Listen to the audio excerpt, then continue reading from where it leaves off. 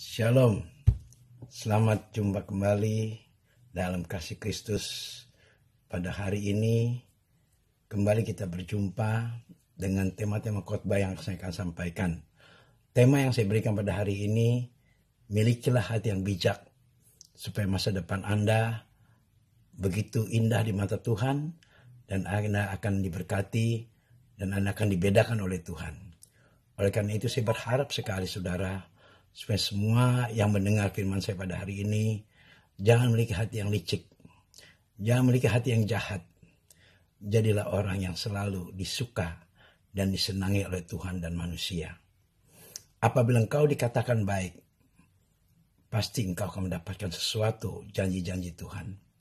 Apabila engkau dikatakan orang yang bijaksana, engkau pasti akan mendapatkan apa yang engkau inginkan. Oleh karena itu mari kita belajar bersama-sama sebelumnya kita berdoa terlebih dahulu. Karena renungan ini tidak panjang dan cukup singkat, tapi bermanfaat buat kita semua. Bapa di sorga, berbicaralah kepada kami. Hamba-Mu siap untuk Kau pakai sebagai saluran berkat-Mu Bapa, untuk menyampaikan kebenaran firman-Mu tentang hati yang bijak ini Tuhan. Engkau sudah mengajarkan kepada hamba-Mu, hamba kembalikan mengajar mereka. Supaya mereka memiliki hati yang sama, yang senantiasa memikirkan hal yang baik, bukan hal yang buruk. Terima kasih Tuhan, biarlah firman ini menjadi penghiburan dan mempertobatkan beberapa saudara-saudaraku yang kukasihi, yang hari ini aku ada pikirkan dalam pikiranku. Betapa sedihnya kalau aku mendengar setiap rumah tangga yang selalu setiap hari cekcok Tuhan. Tolong Tuhan, jamah mereka supaya mereka mengerti akan kebenaran firman Tuhan. Karena aku mengasihi mereka, aku tidak bisa mendekat kepada mereka, tapi Tuhan sanggup untuk mendekat kepada mereka. Terima kasih Tuhan, berbicara pada mereka dan kepada hamba-Mu sendiri. Dalam nama Tuhan Yesus hamba sudah berdoa dan hamba sudah bersyukur. Yang percaya katakan amin. Shalom saudara. Firman Tuhan saya sampaikan dalam kitab Yeremia 17 ayat 9 berkata, betapa liciknya hati, lebih licik daripada segala sesuatu. Hatinya sudah membatu. Siapakah yang dapat mengetahuinya? Hanya Tuhan yang tahu. Oleh karena itu, melalui firman ini saya ingin sampaikan pada saudara dan adik-adikku yang kusayangi. Janganlah kalian mengeraskan hati Anda kalau hari ini kokomu menyampaikan. Saya sebagai pastor Andreas Melkisedek yang senantiasa selalu mengasihi saudara. Saya sangat sedih sekali kalau mendengar Anda selalu bertengkar. Bisakah Anda merubah sikap Anda untuk memiliki hati yang bijak? Alkitab menyatakan bahwa secara alamiah hati manusia itu tidak baik dan cenderung mengarah kepada hal-hal yang jahat. Kalau kita tahu seperti itu, marilah kita berbuat baik. Apakah untungnya menjadi orang yang jahat? Tapi betapa indahnya hidup damai sejahtera Tuhan berikan kepada kita kalau kita mempunyai hati yang baik. Saya begitu mengasihi saudara. Saya ingin Anda memiliki hati seperti yang saya miliki. Saya selalu minta kepada Bapa di surga supaya hatinya Tuhan berikan kepada saya. Supaya saya tidak pernah berhenti untuk mengasihi saudara. Walaupun kita berjauhan, 3 bulan kita tidak bertemu, saya selalu ingat akan saudara. Marilah saudara ubah sikap kita. Supaya panjanglah umur kita. Berbahagialah kita di bumi. Dan murahlah berkat yang Tuhan berikan buat kita semua. Manusia tidak mengerti keadaan hatinya sendiri. Dikarenakan pengaruh dosa dari awalnya. Yang ada dalam diri manusia. Roma 3 ayat 10 mengatakan tidak ada yang benar. Seorang pun tidak. Jadi jangan menganggap diri Anda benar. Biarlah pasangan Anda katakan benar. Jangan biarkan Tuhan Yesus dan saya menangis terus. Marilah berbuat baik.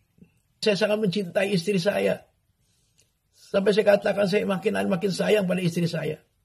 Bukan makin pudar rasa cinta kita. Kita harus punya cinta sampai di akhir hidup kita. Itulah cinta yang sejati saudaraku. Aku meneteskan air mata karena aku mengasihi saudara. Karena aku tahu apabila engkau sering marah-marah dan kau sering bertengkar, Masa depanmu suram, saudaraku. Aku tahu benar ini. Oleh karena itu, saudara, janganlah menganggap diri kita benar. Kita semua berdosa di hadapan Tuhan. Tapi karena kemurahan Tuhan, Tuhan mau mengampuni dosa-dosa kita. Dan Dia tidak pernah berhenti mengajar kita.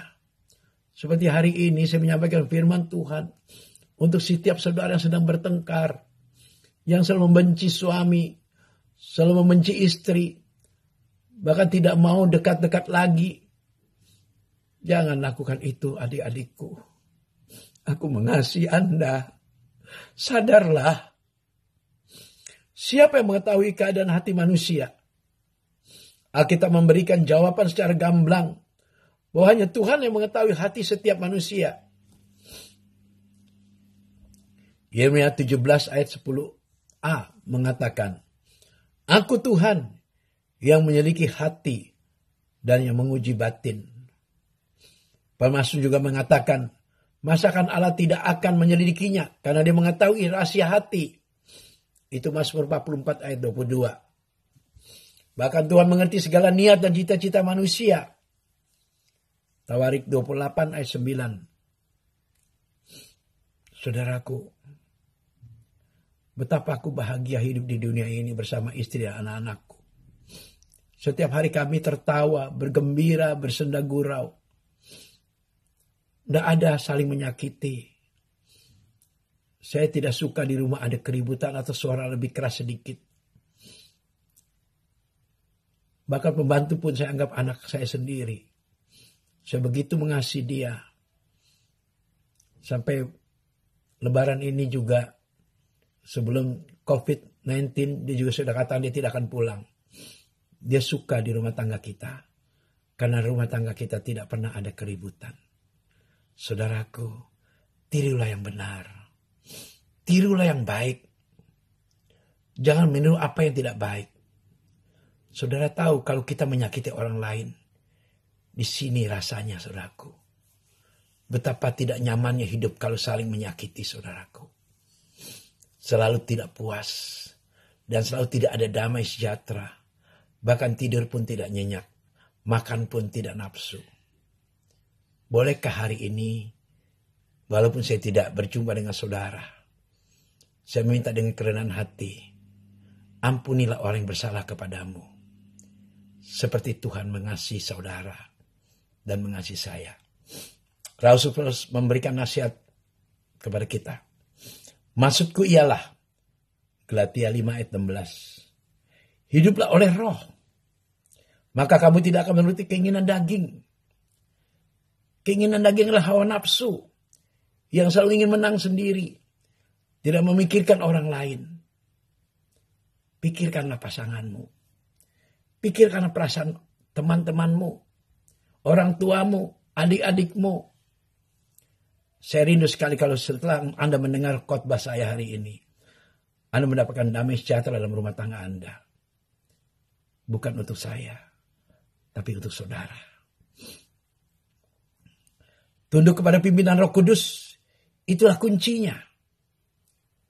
Saya tunduk kepada Tuhan. Saya nurut apa yang Tuhan katakan. Walaupun itu berat. Saudara, kalau kita menuruti firman Tuhan. Dan mengikuti kebenaran.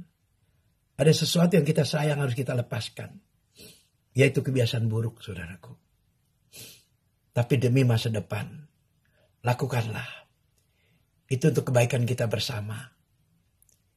Yesus tidak pernah salah untuk mengajar kita. Dia adalah Tuhan yang benar. Dia adalah Tuhan yang baik. Dimanapun Anda berada, kalau hari ini saudara mendengar firman Tuhan, ubahlah sikap saudara. Saya senang sekali ada seorang bapak dari Jogja. Dia selalu mengikuti pengajaran yang saya sampaikan. Kalau kita menyebut nama Tuhan, jangan Tuhan saja. Karena mereka juga punya Tuhan. Tapi kita punya Tuhan ada namanya. Yesus Kristus namanya. Yang sangat kita cinta. Oleh karena itu setiap kali Anda mengatakan nama Tuhan, jangan lupa sebut nama Yesus. Karena di dalam nama itu adalah kuasa yang dahsyat, saudaraku. Amin. Tunduk kepada pimpinan Roh Kudus, itulah kuncinya. Karena hanya Roh Kuduslah yang dapat mengubah segala sesuatu. Minta kepada Dia untuk Dia mengubah sikap kita, tindakan kita, pikiran kita, perkataan kita. Minta sama Roh Kudus. Karena Dia sanggup mengubah hidup kita. Selama 3 bulan ini saya banyak diubah oleh Tuhan. Banyak sekali. Sehingga saya rasakan hidup saya bahagia setiap hari. Sampai saya bilang tadi sama istri saya, Mama, hatiku senang sekali. Istriku bertanya, kenapa? Aku sekarang selalu berdampingan, berjalan bersama kamu. Dalam Yohanes 14 ayat 26 berkata, Yohanes 14 ayat 26. Dialah yang akan mengajarkan segala sesuatu kepada kita. Dan akan mengingatkan kita akan semua yang telah kukatakan kepadamu. Jadi Dia akan mengajar kita. Dan memberi kepada kita pengajaran yang benar. Langkah-langkah yang benar. Yang berkenan kepadanya. Daya cipta, persepsi, imajinasi, dan motivasi. Itu yang akan Roh Kudus kerjakan dalam kita sesuai iman kita. Dalam Amsal 23 ayat 7a berkata, sebab seperti orang yang membuat perhitungan dalam dirinya sendiri, demikianlah dia. Ketika kita tunduk kepada pimpinan Roh Kudus, Dia akan membawa kita memiliki persekutuan karib dengan Tuhan. Dan menjadikan firman Tuhan sebagai makanan rohani setiap hari. Sehingga ucapan dan tindakan kita pun akan sesuai dengan firman Tuhan. Sebab perbenaran hati kita dipenuhi dengan roh itu sendiri. Semua yang benar, semua yang mulia, semua yang adil, semua yang suci, semua yang manis, semua yang sedap didengar, semua yang disebut kebajikan dan patut dipuji. Pikirkanlah itu semua. Itu Filipi 4 ayat 8. Jadikanlah hatiku tahir ya Tuhan, dan perbaharuilah batinku dengan rohmu yang teguh. Di dalam kitab Mazmur 51 ayat 12. Biar firman ini menjadi berkat buat saudara semua. Tetaplah berdoa. Tetaplah renungkan firman Tuhan itu siang dan malam. Supaya kamu hidup beruntung dan berbahagia di bumi. Mari kita berdoa. Bapak, terima kasih untuk urapan-Mu yang Kau berikan kepada hamba-Mu untuk menyampaikan kebenaran ini. Dan aku percaya siapapun mereka yang mendengar firman Tuhan pada hari ini, mereka akan diberkati dan mereka akan berubah. Dan mereka hidupnya semakin hari semakin berubah. Dan menyerupai seperti Kristus Yesus hidup di dunia ini. Berikan pikiran-Mu kepada pikiran kami Tuhan. Berikan hati-Mu kepada hati kami Tuhan. Dan berikan tindakan-Mu seperti tindakan kami Tuhan. Supaya kami hidup dalam kebenaran firman Tuhan. Terima kasih Bapak. Dalam nama Tuhan Yesus hamba sudah berdoa dan sudah bersyukur. Yang percaya katakan amin.